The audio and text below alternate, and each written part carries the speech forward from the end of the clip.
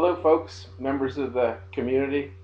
I'm taking a few minutes here to think about the year and review, and I put on my white hat because I wanted you to remember I'm one of the good guys. But I'm looking at the year in review and I'm realizing how far we've come and how far we haven't come in the last year, and I'm upset. So I just want to talk about some of the stuff that's obvious. If you look at the normal website, you can see that in this last year we started off with President Obama. You had your Justice Department come out and announce that you were no longer going to use federal resources. We heard taxpayer money to prosecute marijuana use by patients who were legally registered in state programs around the country. And that was reassuring to many folks.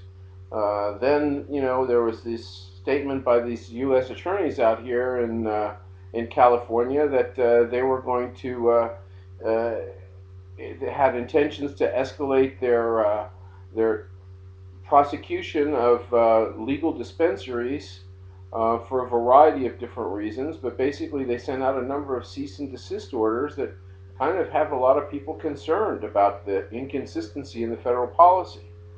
But most upsetting to me was to realize that in this whole country, even though over 50% of the population supports legalized cannabis consumption, there are only 1 million legal state patients registered in programs.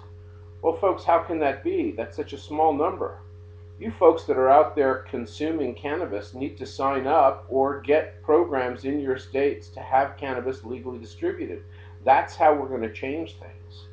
The fact that this year the FBI is reporting over 850,000 marijuana-related arrests when there are only 1 million legal marijuana patients. Folks, you don't have to be a genius to see what's wrong with this picture. These numbers, this can't be true.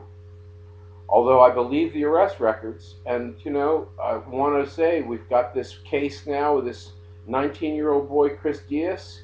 He faces, a changed life because as a legal cannabis user in California, he took his medication to Texas. Well, folks, this is hypocrisy. It's time for us to stand up and be angry about this. It's time for us to stop just being patients with a TS and start realizing we're losing our patience with the CE. I'm impatient for this thing to change.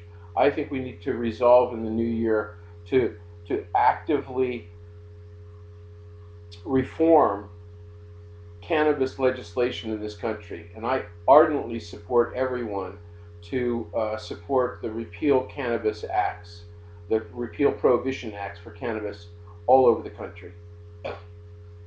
Together we can change our future. Thank you for your time.